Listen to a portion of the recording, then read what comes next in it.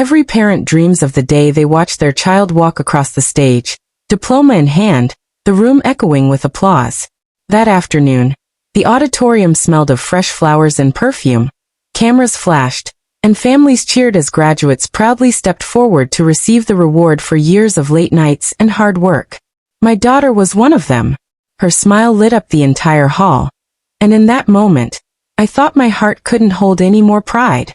I had sacrificed, I had endured, and now I was seeing the fruit of it all, her future, standing bright before me. But while everyone else was clapping and whistling, my world was about to shift in a way no one in that room could have imagined. Because just as the applause began to settle, the man I had built my life with, the man who was supposed to stand proudly by my side, rose from his chair. His voice cut through the celebration like a blade, sharp and cold. He didn't congratulate our daughter. He didn't look at me with the warmth a husband should carry on a day like this. Instead, he cleared his throat, looked straight ahead, and said words that brought the entire room to a standstill. "I'm starting a new life without you." At first, I thought I had misheard him. Surely no one would choose this moment, our daughter's moment, to deliver such a cruel announcement. But there he stood, shoulders squared, face set in stone, speaking with a finality that left no space for doubt. My ears rang as the crowd fell into a stunned silence. You could hear nothing but the soft hum of the air conditioning and the shuffle of restless feet. And then, like a cruel punchline to a terrible joke, I saw her, sitting there among our friends, her head held high, her lips curved in a smug smile, the woman he had chosen to humiliate me for. His mistress. I remember gripping the edge of my seat, feeling the heat rush into my face as every eye in the room turned toward me. My daughter's joy, the laughter of the audience, the entire celebration, it all blurred into the background. Yet, instead of collapsing under the weight of that betrayal, a strange calm washed over me. Because what he didn't know, what no one in that room knew, was that I had been waiting for this moment. I had prepared for it. I stood slowly, met his gaze, and with a steady voice I smiled. "Congratulations on your honesty," I told him. My words floated in the air, steady and sharp, while whispers rippled through the crowd. He blinked uncertain, as if he couldn't quite read me. And then, I reached into my bag and pulled out a plain envelope. I placed it in his hands. He tore it open with arrogance still in his eyes, until they landed on the first page inside. His face drained of color, his hands trembled, and for the first time that day he lost control. The entire auditorium froze again, waiting for his reaction, and what he saw in that envelope changed everything. If you've ever been blindsided by someone you trusted, then you'll feel this story in your bones. Don't just watch silently, hit like, share this video and subscribe, because too many women suffer in silence, and these stories deserve to be heard. To understand the weight of that moment at the graduation hall, you have to understand the life that led up to it. From the outside, my marriage looked like the picture of stability. We lived in a quiet suburban neighborhood in Ohio, where the lawns were neatly cut, and the neighbors waved from their porches in the evenings. We had a 2-story home with a white fence, a dog that greeted us at the door, and a daughter whose laughter filled every corner of our house. People often told me I was lucky, and for a long time, I believed them. In the early years, my husband was attentive, generous, and present. He would bring home flowers on Fridays, kiss our daughter goodnight with tenderness, and insist that weekends were sacred, time reserved just for us. We built traditions together. Saturday morning pancakes, summer camping trips, Christmas lights strung across every inch of the house come December. There was warmth, laughter, and the sense that we were building something solid. I wrapped myself in that comfort, believing it was permanent, unshakable. But as time passed, subtle changes began to seep in. First, it was late nights at the office. He said work was demanding, and I wanted to support him, so I didn't ask too many questions. Then it was the vague excuses.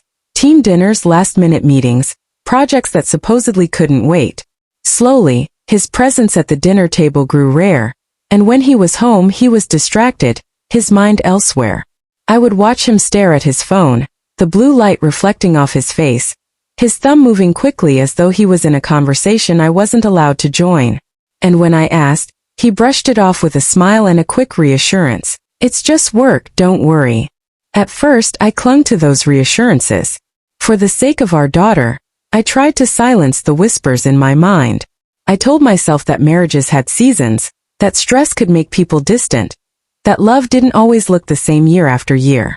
I convinced myself that if I just kept everything steady at home, kept the meals warm, the laundry folded, the family calendar organized, he would eventually come back to me. I thought my loyalty would keep us intact, but deep down something unsettled had begun to stir. Small things caught my attention. His phone ringing in the middle of the night, silenced quickly as he turned his back to me. The sudden need for privacy where there had once been openness. The way he avoided eye contact when I asked simple questions. My gut told me something was wrong, but I wasn't ready to face it. I told myself that trust was the foundation of marriage, and maybe I was just imagining things. Then came the hints from others. A friend, with hesitation in her voice, mentioned that she had seen him out when he was supposed to be at work. She didn't say much, but her eyes held something, a warning maybe, or pity. I laughed it off in the moment because the alternative was too painful to consider. But the seed was planted, and it grew. I began to notice the financial inconsistencies. Receipts from restaurants we had never visited together, charges for hotel stays I had no knowledge of. At first, I told myself they must have been business-related. But then came the gift receipt, tucked carelessly into his jacket pocket. A necklace. Elegant. Expensive. And most certainly not for me. My stomach tightened as I held it in my hands, the air leaving my lungs as the truth pressed down on me. I wanted to believe there was another explanation, something that wouldn't tear apart the life I had built.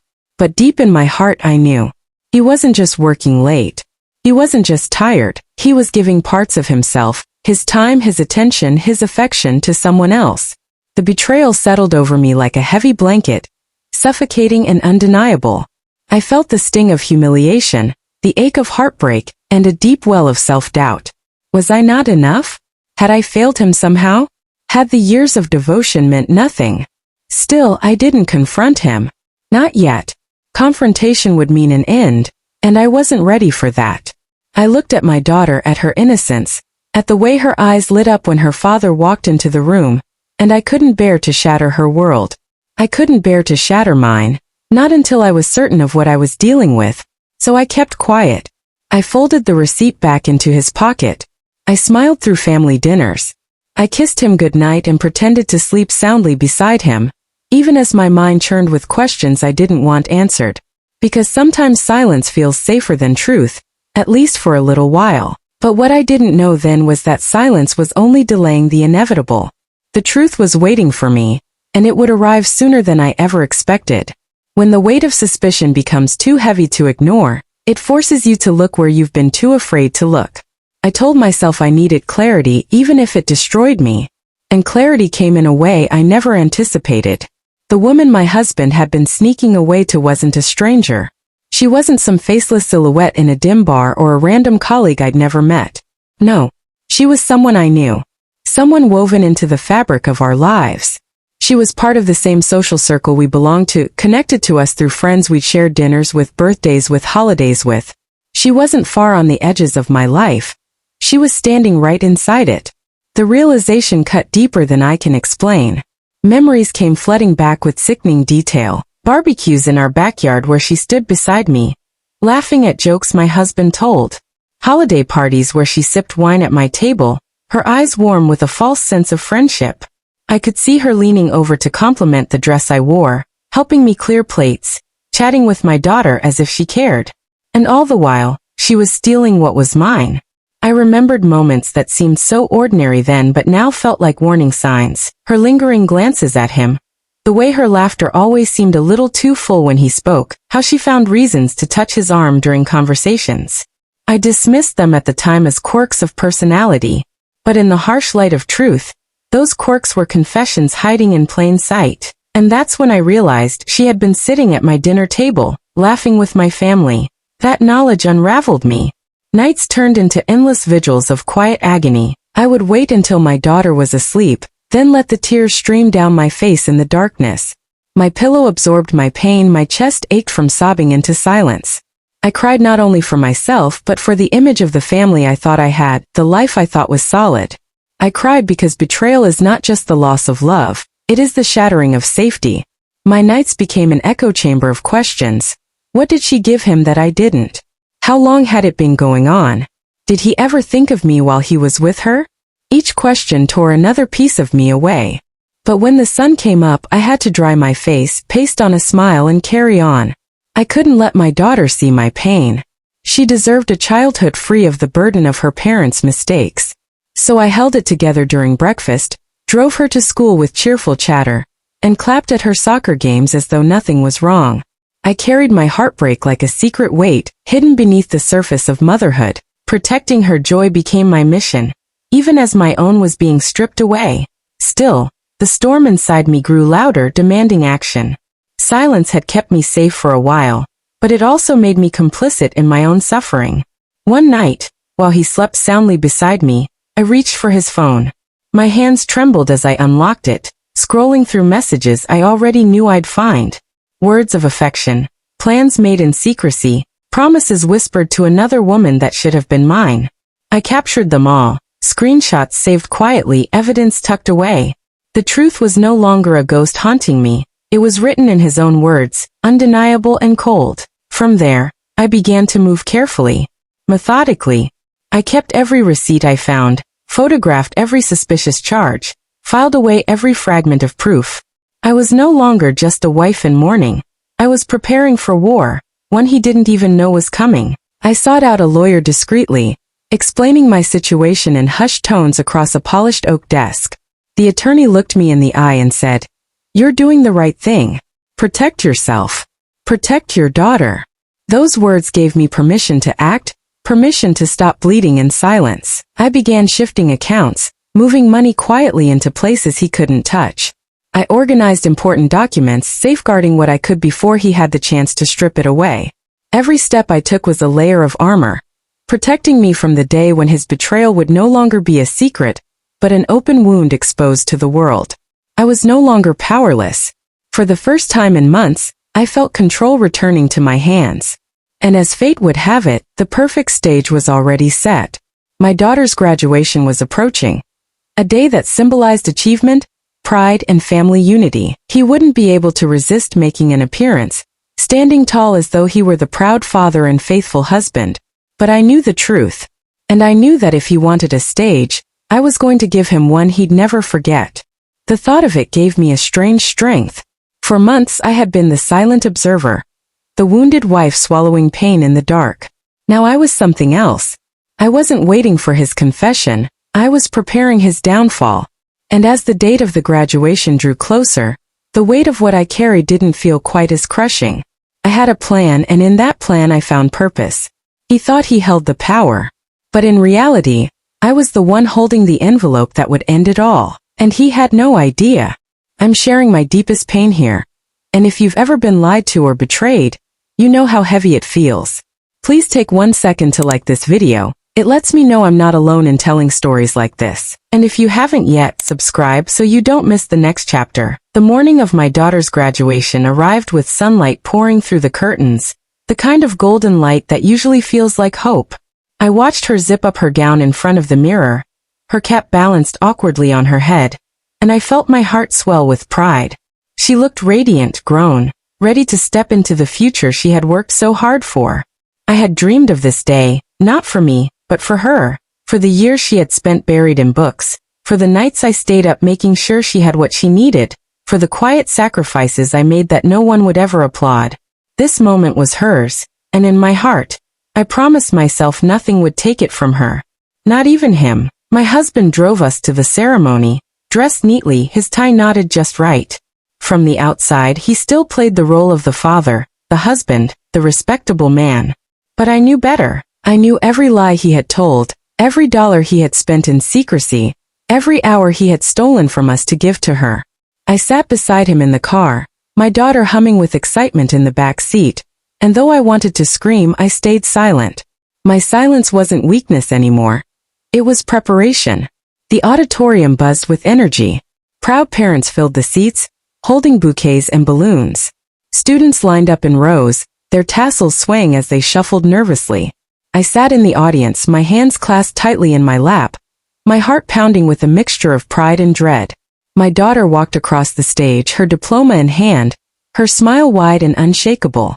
I clapped until my palms stung, tears running down my cheeks. That moment, her moment, was pure, untouched by the storm swirling around us. And for a brief instant, I allowed myself to feel only joy.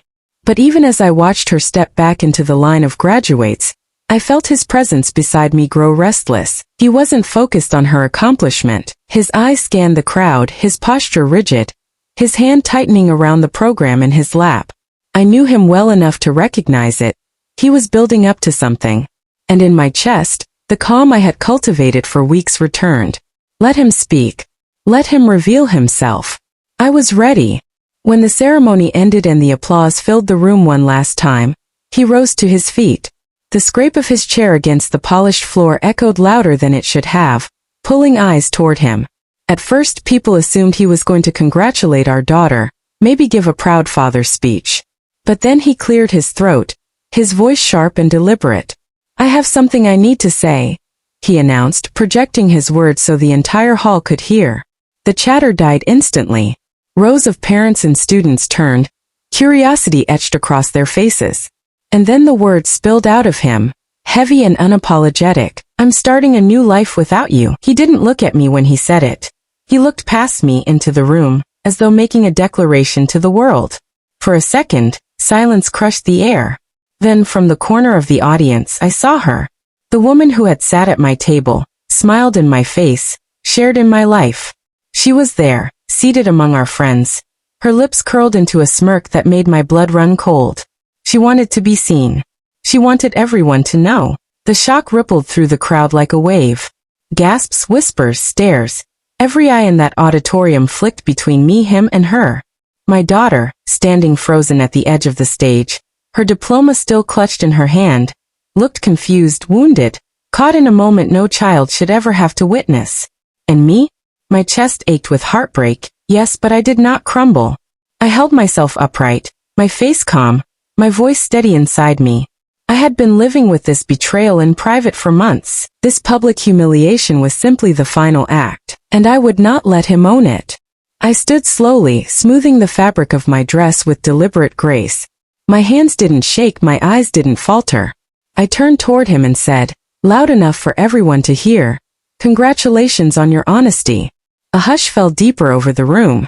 My words carried a weight he hadn't expected. He blinked, his composure slipping for the first time as the smugness wavered in his eyes. And then with the same steady control, I reached into my bag and pulled out a plain white envelope. I placed it in his hands. He looked down at it, confused, almost dismissive. But as he tore it open and pulled out the papers inside, the color drained from his face. Divorce filings. Bank statements showing money rerouted. Photographs and copies of messages that proved his affair beyond question. Every secret he thought he had hidden now stared back at him in black and white. The room, still hushed, watched as his hands shook, the papers rattling audibly in the silence. His confident facade, the arrogance that carried him through his declaration, collapsed in real time. He wasn't the proud man starting fresh. He was exposed, cornered, stripped bare in front of everyone he thought he could manipulate. And in that moment he realized he hadn't just lost his marriage, he'd lost everything. Don't you wish more cheaters and liars got exposed in the same way? If you believe in justice, click the like button right now. And share this video with a friend who needs to be reminded, strength can be silent but powerful.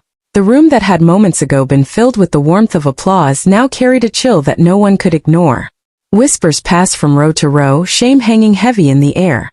Some guests stood and quietly slipped out, unwilling to watch the unraveling of a man they once respected.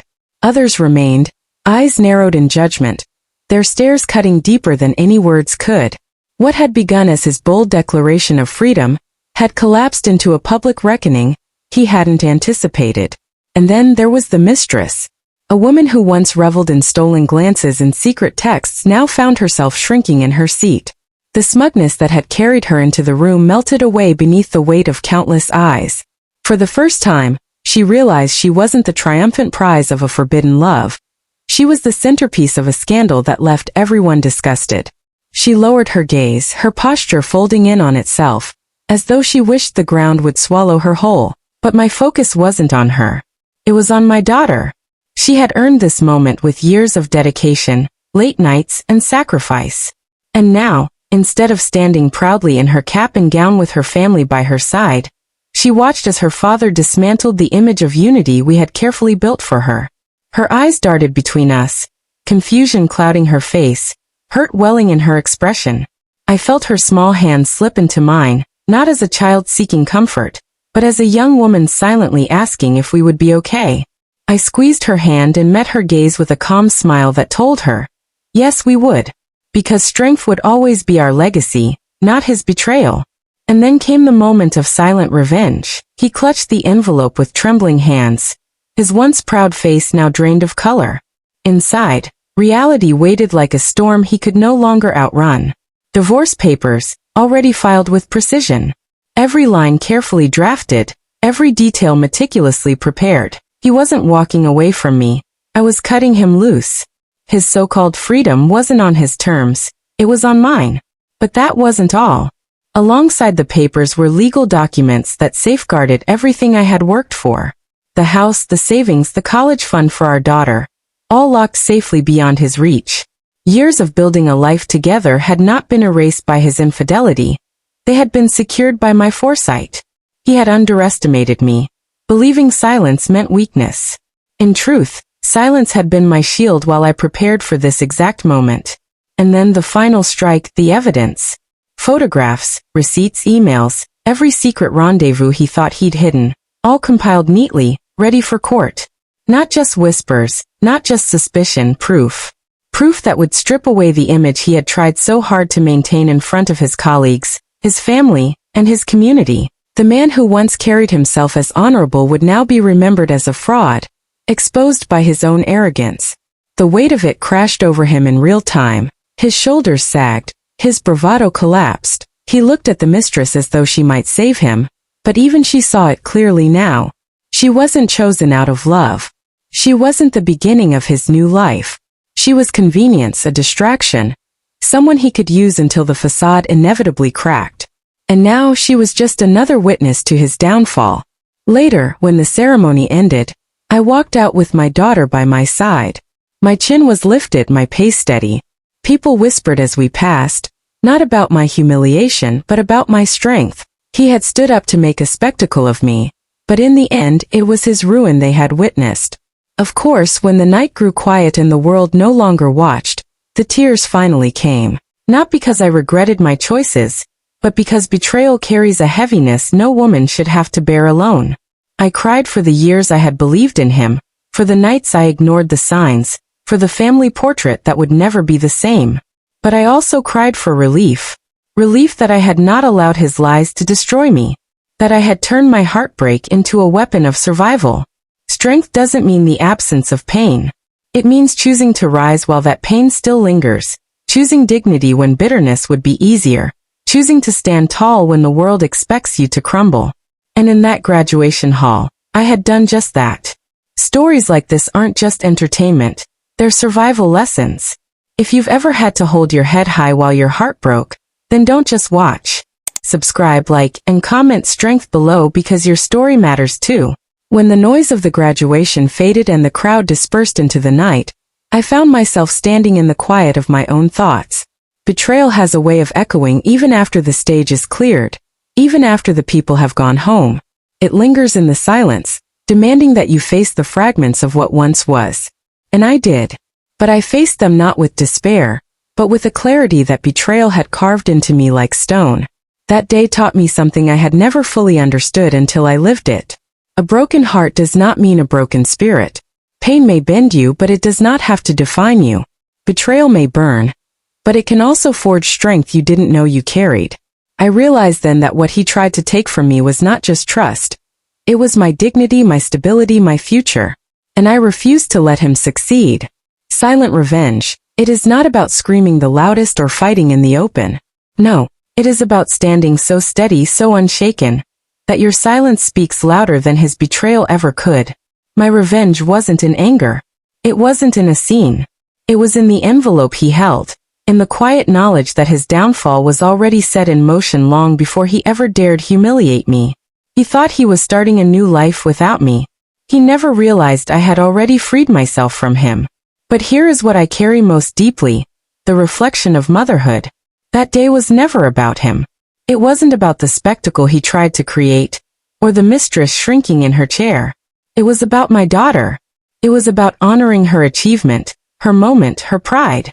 And I swore to myself, standing beside her, that I would never let his betrayal overshadow her triumph. My silence, my calm smile, my steady walk from that room, that was for her.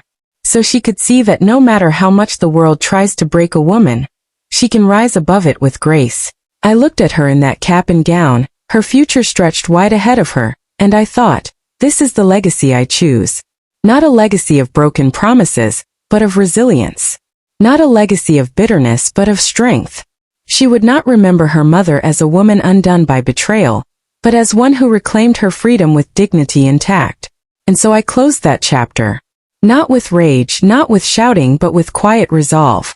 I stepped into a new life, not the life he had chosen without me, but the one I had carefully built for myself and for my daughter. A life where betrayal no longer defined me, where heartbreak became the soil from which I grew stronger. A life where dignity, strength, and freedom were not just words, but truths I carried every single day.